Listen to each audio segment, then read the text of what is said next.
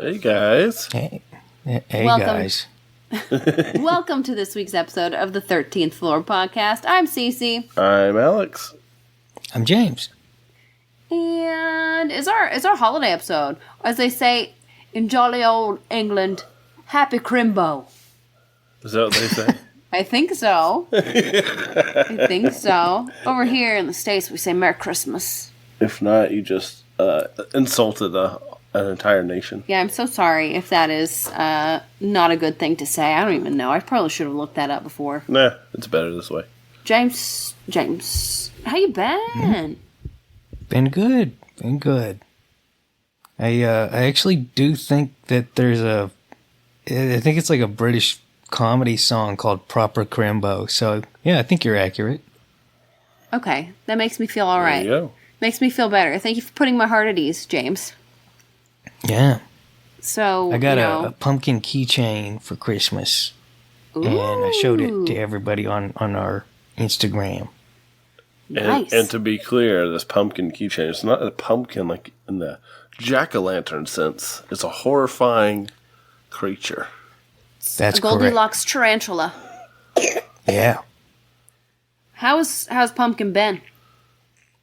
She's good. I mean, she was supposed to be in the little holiday card that I'm making everybody, but had to use pickles instead because she was in pre-molt. She bit the paintbrush that I was using to corral her so hard that I felt the recoil go up my arm. It was like basically like firing a gun. Like, that's how strong she is. James. Wow. Okay. Yeah. It's been a while since we've talked about Pumpkin. Compare her size to an object. She's not really any bigger. She's big though, but like I didn't realize how strong she was. But she was having none of it. Like, she's getting ready to molt at some point, so she like let me know that she's not getting her photo taken. She's a diva. Yeah. I'm glad she bit the paintbrush and not your finger. Me too. That was what the paintbrush was for. Was to see. Well, I'm glad that you got that as a Christmas gift. Thank you. Yeah, and our kids have absolutely loved the Christmas gifts that you got them, especially the little box of books that you got for Archer. He's been reading through them, like, every single day. Yeah, Alex, what's the best present that you got for Christmas? I got this mat to lay on. What's it called? A prana mat. Prana mat. And it's just it's a medieval torture device. No, it's not. That you lay on. And it's supposed to make your back feel better, but I've yet to find the time to really give it a good go. I mean, I gave it a good probably 15 minutes, but I'm going to try it without the shirt. It's, if you look it up, you'll be like, oh my gosh. If you felt it, you'll be like, oh my gosh. But apparently, if you distribute your weight, kind of like the walking on needles or things like that, it's not that bad. Yeah, it's like... I think I've seen those, yeah. Yeah, it's an acupressure mat. And Alex has really bad back pain, so I was like, you know what? We're going to get this for him. And I'm glad you like it, babe. That makes me happy. Yeah, it's cool. The best gift that I got, that I haven't used yet, but I'm excited to use, was an ice cream maker. Ah. Yes. They serve ice cream every Monday at my daughter's school, and it's just trashy ice cream. So I'm like, you know what? I'm going to start making ice cream so she'll come home and have a good ice cream bar that's like made with ingredients that I know. And yeah, we can experiment with different flavors. So I'm excited. Nice. Yeah. Very cool. Yes. Oh, so I think that could constitute as our icebreaker. Yeah. James, what is our topic about today for this holiday-themed episode? Yeah, it's funny. We usually have the spooky stories for Halloween, but I thought this time we would talk about sort of the spookier side of Christmas tales. Yes, and it is spooky and fun, and it's something that I had never heard about before. Oh, sorry. We have a fourth host today who is occupying some of our attention and time. She's trying to pull our headphones out of her ears. This is very rude. And she looks like she's about to go for the keyboard, so if we get disconnected. Oh, she's pointing at the keyboard right now. She just started pointing to things with her fingers. So she's practicing her points. So yeah, if we disappear for a second, James, just go with the flow. Yeah. And Okay. yeah, hold strong, and we'll be back in a second. I'll start us off. No worries. All right, perfect. What are you talking about, James? I am talking about two things. The first is the Headless Horseman. Oh. So, little backstory on the Headless Horseman. If you look at Irish folklore, there's a creature called a Dullahan, which means dark man, and it's a headless fairy. And again, fairies, as we covered in our Irish mythology, not like pixies the way we normally think of them. Fairies are very different from pixies. They're physically extremely diverse. They could be huge, they could be medium-sized, they could be small, they can look a lot of different ways. And according to a lot of folkloric stories, the Dullahan, this headless fairy, is the spirit of Crom, the Celtic god that we talked about in our Celtic mythology episode that, is also immortalized in pop culture as the god worship in the Conan the Barbarian series. But Crom was a very dark deity and is often associated with human sacrifice. And in this instance, the Dullahan is a headless being with a whip made from a human spine. So, like straight up Castlevania type stuff. And it's really spooky. And similar to Banshee's Cry, a Dullahan will call out someone's name, and whoever they call out immediately will die. And there's a similar version in Scottish folklore as well, where there's a headless horseman who presumably was a fellow named Ewan who was decapitated at a battle. And as a result, he just still haunts the area with no head. And there's other versions of this in England and Germany and Wales. And even in America, there's a version in southern Texas called El Muerto. And it's almost certainly all these things derive from a similar source. The most popular headless horseman is easily the Gothic Legend of Sleepy Hollow by Washington Irving. That's what probably most people think of when they think of the Headless Horseman, which, if you all have read the story or seen the film, it's like a Hessian soldier who was decapitated by cannonball during the War for Independence. And why does that sound wrong? What's the war we fought? Revolutionary War. I was like, what was that war called? So it's pretty popular in pop culture, but what a lot of people don't know is that it's not a Halloween story or just a campfire story. It's actually a Christmas story. It is most often told, and especially in Victorian times, which is when ghost stories were really popular, and that's why A Christmas Carol has been just such a mainstay of culture. But it's associated with Christmas. It's a Christmas kind of story, and there's a little bit of tie-in between the Headless Horseman and, as we've talked about with the Celtic mythology, but also with Alex's story, from what I understand. We'll touch on that a little bit. I'll play referee for that. But it's a very well-known story wherein a fellow named Ichabod Crane is chased by this rather frightening creature after a harvest party. And this individual, this particular horseman, he rises from his grave and every night he's looking for his missing head, and presumably will take any head, really, as a substitute. It's a really spooky story. And I think a lot of it because of the jack-o'-lantern theme, where a severed head is actually, it turns out that it's actually just a jack-o'-lantern in the story. It's kind of like a little twist. We associate it with Halloween, but it is absolutely a Christmas-associated story. So I just think that's really neat. And the other thing I want to talk about, though, I find really fascinating. And before I get into it, what I'm talking about are called Kalikansaros. But before, let's talk about Nidhogg. Has nothing to do with Christmas, but I think it's really important. So, as we've talked about in probably every Christmas episode, there's a lot of commonality between certain Christmas traditions and folkloric stories and pagan roots, which, by the way, a little off topic, but it annoys me to no end how many people say that Christmas is just Saturnalia or Christmas trees were originally pagan. Like, so much of that is like TikTok and social media stuff, and it's not true at all. Christmas trees are from, I want to say, 18th century Germany. And, yeah, I mean, trees have been a part of pagan rituals since time immemorial, but Christmas trees are uniquely Christian. And similarly, Christmas was so popular as a holiday that it actually had a lot of pagan copycats during its heyday. So it's not something that was quote unquote stolen. It's absolutely its own holiday. Anyway, got that out of the way. But Kalikansaros definitely have some pagan analogs, and I think it's important to talk about Nidhogg before we talk about them as a result. So Nidhogg in Germanic and Norse mythology is a serpent that is wrapped around the roots of the Yggdrasil, the world tree, because the world, or even arguably the universe, is a tree in that particular mythology.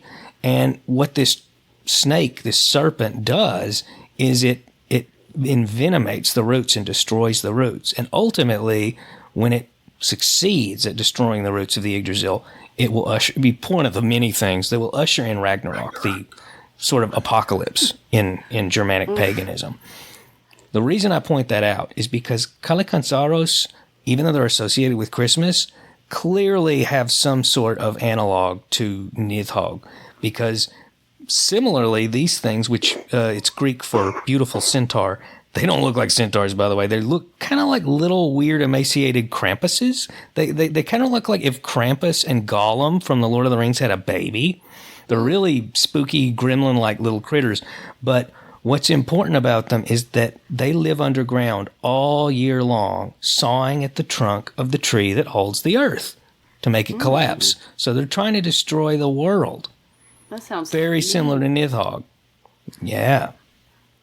But something interesting happens, and this is where you can see the Christianization of the Kalikansaros, is during the 12 days of Christmas, in other words, from Christmas Day to the 6th of January, in other words, for 2 weeks, pretty much, Yeah. they stop sawing, and they climb up out of the ground, and they start hanging out on the surface.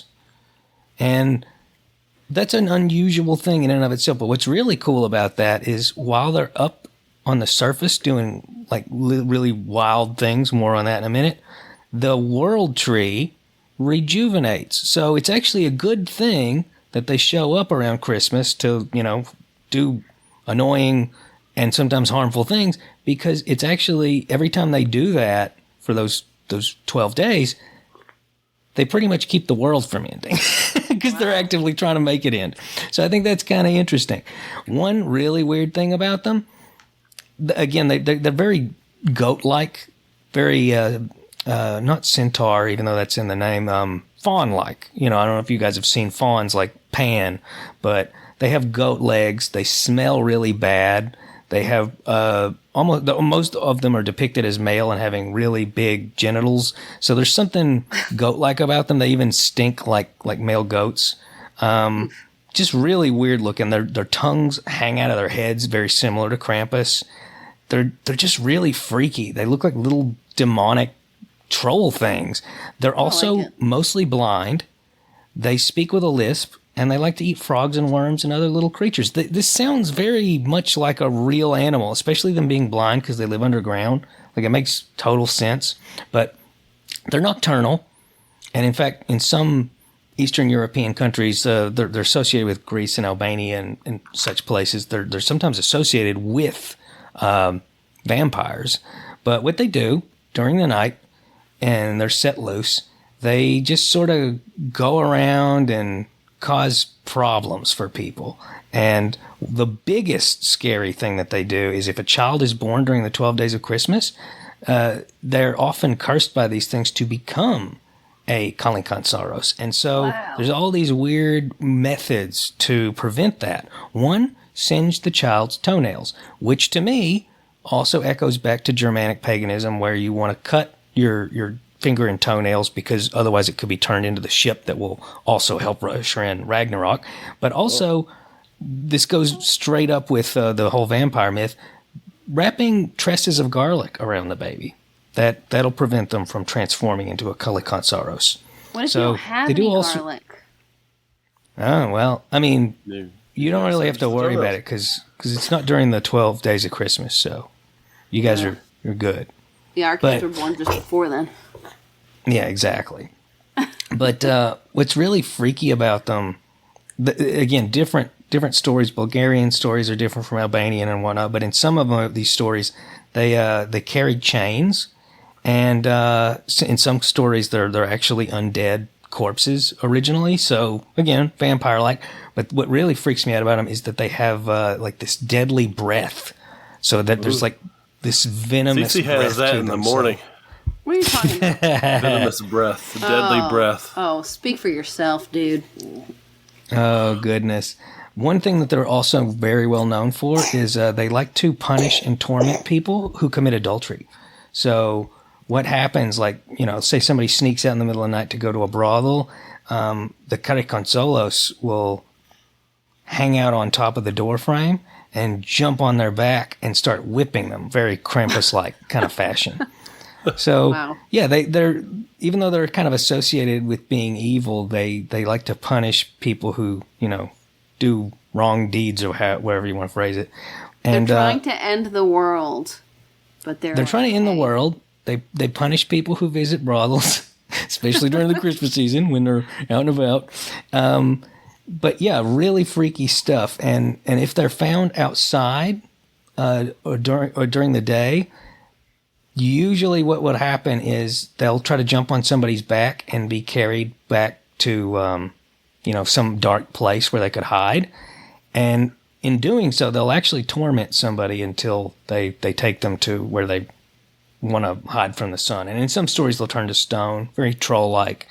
It's just a really trippy thing that I didn't really know much about, but you can find stories about them in Anatolia, Turkey, Serbia, Bulgaria, Albania, Cyprus, Bosnia, and parts of Greece. So I just think they're really interesting, and I'd never heard anything about these little fellas, but seeing the parallels between werewolves, vampires, and above all else, goblins and trolls, and that interesting parallel with Nidhogg, just really cool. Like I'd never heard of this before, but I think they're really cool. And again, they only come out during the 12 days of Christmas.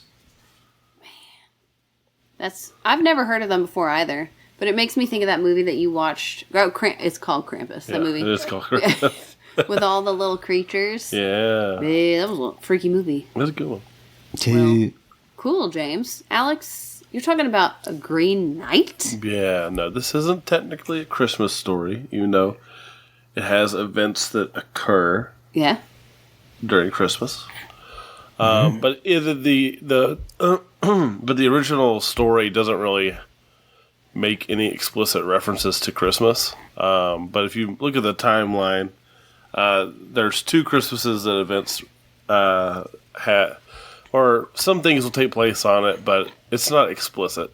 But the primary part of the story, well, I guess I'll get into my story. But so the story I'm covering is James, you're going to correct me on my pronunciation. Oh, okay. Well, I was going to be Gawain. Gawain. I call Gwen that sometimes. Gawain. Gawain. But it's called Sir Gawain and the Green Knight. Now, some people might know that there was a movie, I think it was 2021, 2022, that came out. And a lot of people believed it was a pretty faithful adaptation. And after reading through the story, now I didn't read through the actual story. I just read a interpretation of it, I guess, or a condensed version of it. Cliff Notes. Yes, a Cliff Notes version of it, sure. Because I didn't... Cece's messing with our headphones like crazy over here. Sorry. Because of... Valery's trying to pull them out of our wrestling ears. with them. The movie is pretty good. I think the ending's... I think the ending's a little bit of a mess, but, 3/4... It's a good movie. But for those interested in the film, what I'm going to go over is different enough that I think that, if you're going to enjoy the film, then you don't have to worry about it being spoiled too much. And you know what? This is one of the older, one of the best preserved works from Middle English literature.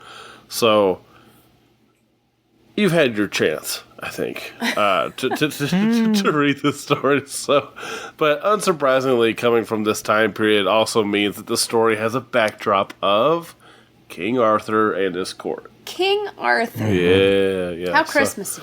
Very Christmassy. Now, the main events here do take place on New Year's. Oh. So sorry, Steve. So King Arthur and his knights are having a feast, and his nephew, Sir Gawain, is there as well. And this mysterious knight arrives, and he's got no armor, but he just has this sweet, sweet axe that everyone's like, ooh, I want that. King Arthur, he gets ready to, and so the offer that he proposes to all of them, and this Green Knight, he's a giant compared to everybody else. He's like Goliath. Yeah, exactly. He's this big guy, but again, no armor. And what he tells them, and the offer is that they can land a blow on him, and they will receive his axe.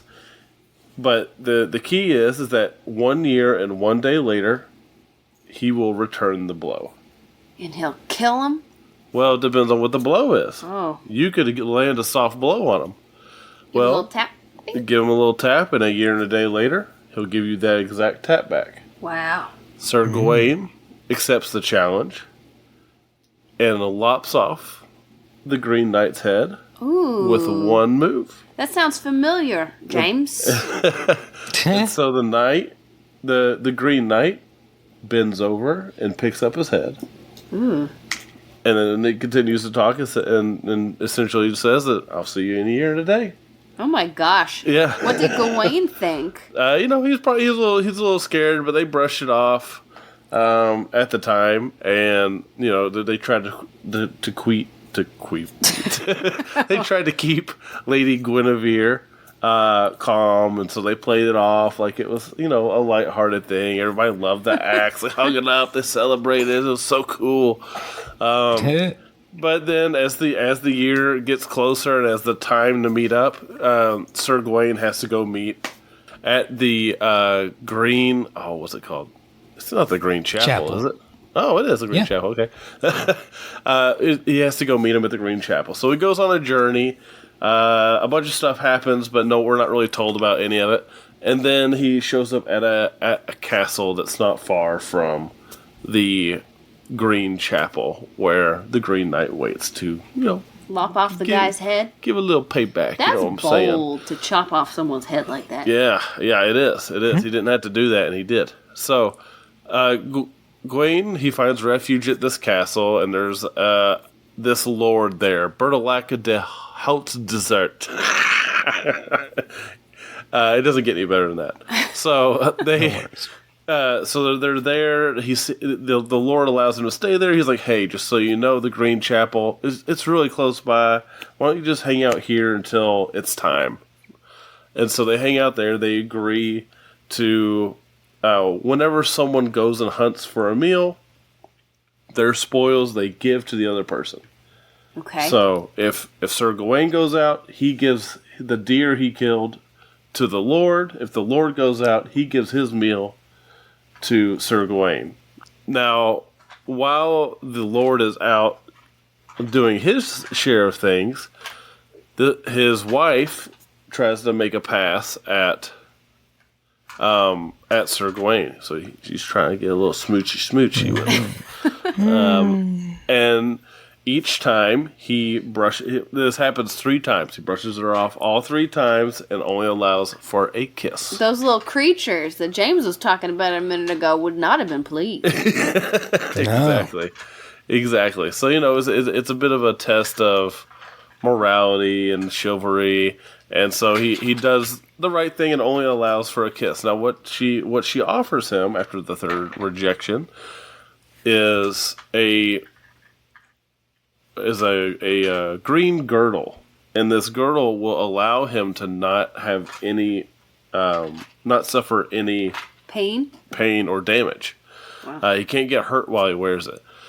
So he knows what's coming. He's gonna get his head cut off if he doesn't wear this thing. So he wears this thing, And when the time comes, he goes to the Green Knight, and the Green Knight gets ready to hit him with a blow, and Bounces off him?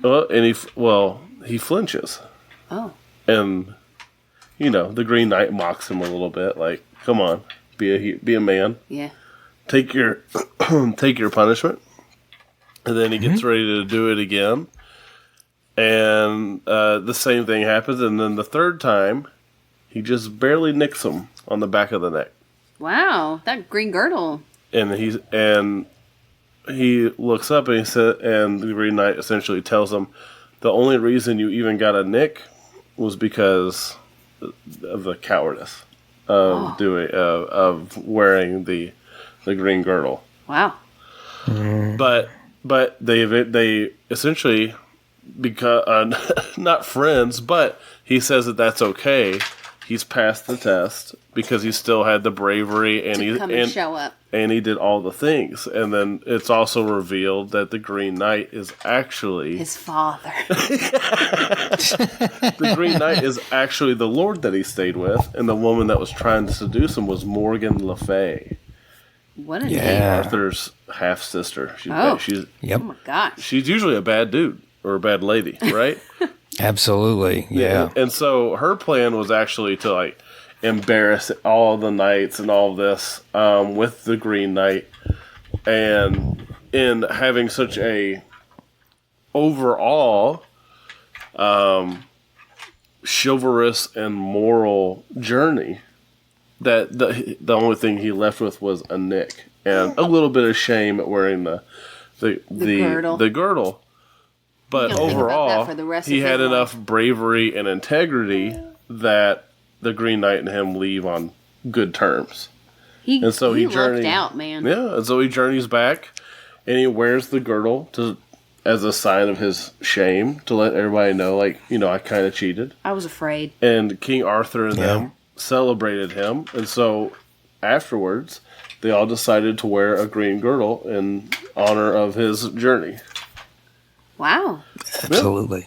I think it's worth pointing out that green is a color associated with paganism, with the Green Man, which the Green Knight is likely a analog of, and with the fairies. So there's another Doulahan, a.k.a. Headless Horseman, kind of connection there. Wow. So that's the story of the Green Knight. And that happened on New Year's. Or I guess he went back on New Year's. And exactly. The challenge happens at Christmas, and the Green Knight also carries a staff of holly, and so there's a lot of Christmas iconography. Not to mention the actual symbolism behind it, which is the notion of Christianity triumphing over paganism, and so it's I would certainly say it's a Christmas themed story, even if a lot of the folklore behind those themes have been sort of muddied since we've started practicing a more Victorian take on Christmas rather than a medieval take. Man. Yeah. 1 second.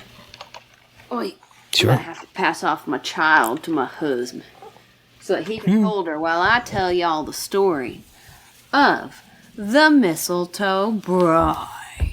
And I hope our mic is okay. We've realized that we're using the wrong mic today, and then our daughter is actually grabbing our headphone mic and shaking it the whole time. Oh no! So we're hoping that the audio is not. It's sounded good so far, so I think you're good. Okay, my fingers are crossed because I've liked everything we've said so far. And as I said a moment ago, I'm talking about the Mistletoe Bride. I'd never heard of this story. Mechagodzilla. He shoots mistletoe. He has mistletoes. Alex, I'm gonna kick you in your face. No, Mistletoe Bride is a very dark, dreadful, yet immensely popular English folk tale that's shared around Christmas time in Great Britain and beyond. But do you want me to share the story with you? I'm good. Yes, if not, then my segment's only going to be 2 seconds long. But I do want to give a shout out to Nan Graham, who had a fabulous write-up on the Mistletoe Bride for ohenrymag.com. So here's the story for you to celebrate this holiday season.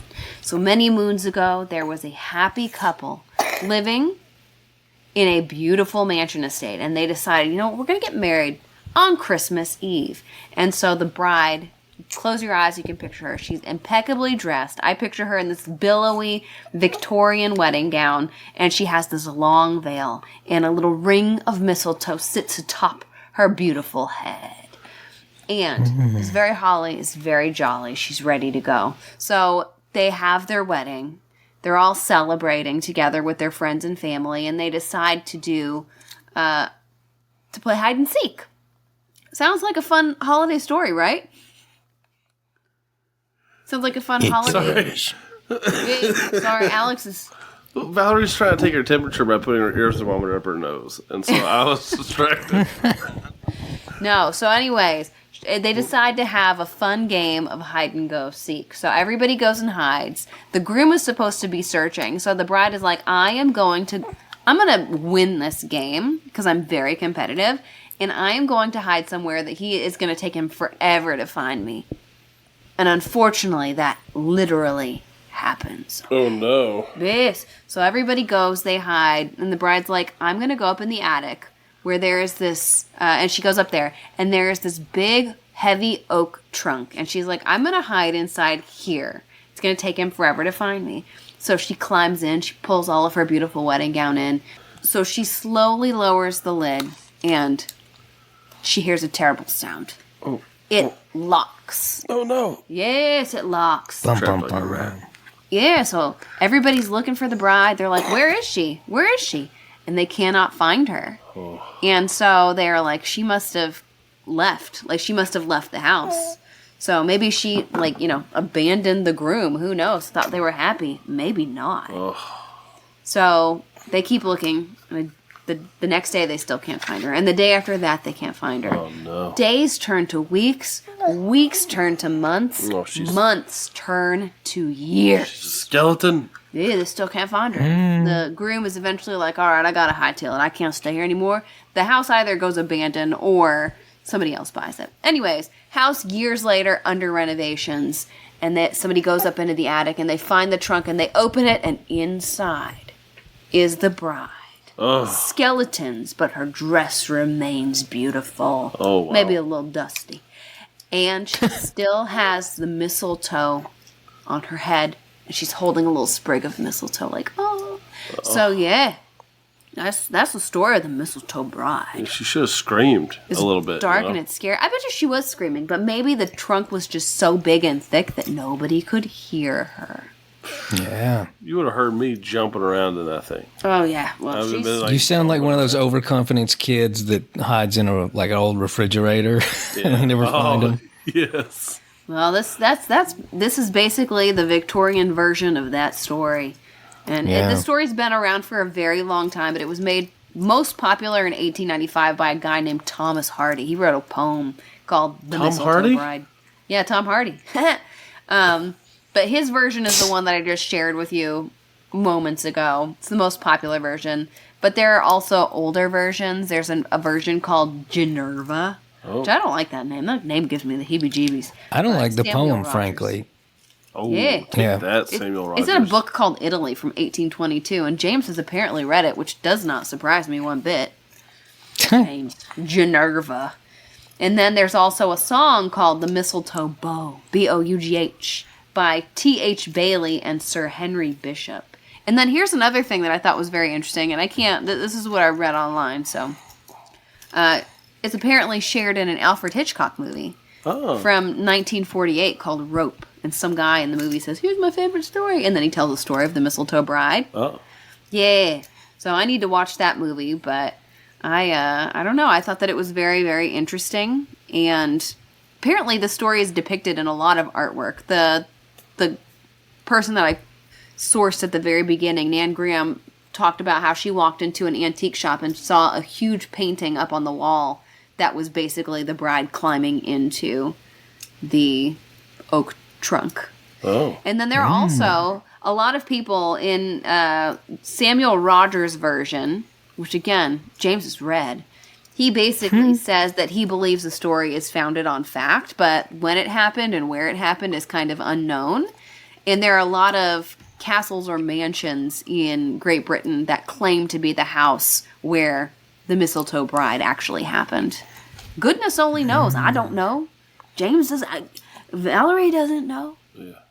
But yes, I thought that this was a very, very interesting story. It was new to me. And maybe, listener, it was new to you. And if not, I hope you enjoyed my telling of the story. I thought it was excellent. interesting. Thank you, James. What about me? That Thank sounds you, interesting Alex. too. Yeah. Yes. It was a fun one to read. But I stopped and I thought, like, you know, when we think of Christmas or the holidays here in America, at least, it's all, you know, gumdrops and gingerbread men and happy things. That Literally is not, none of us had these things. that's not the case in Great Britain and beyond. Like, there are lots of really creepy stories. I can't imagine, you know, putting the kids down for bed and being like, all right, I'm going to tell you a story, and telling them that story before they go to bed on Christmas. Like, that's crazy, but that's common. Yeah. Starved to death. Yeah, In a trunk. she starved to death in a trunk, or she suffocated. Yeah. Who knows? Either one, just as fun. Yeah, man. So that's the story of the Mistletoe Bride. James, do you have anything you want to add? Don't hide in things that can lock. Yeah, don't hide in things that can lock. This is good advice. Good advice. Not just at Christmas time, but all year. This is a PSA. Yes. So, wow, you the guys. more you know. We want to wish you, no matter what you celebrate, Christmas, Hanukkah, Kwanzaa, just New Year's, or nothing at all. Yeah, we want to wish you a happy holiday season. And until next time, we hope that you can keep it strange.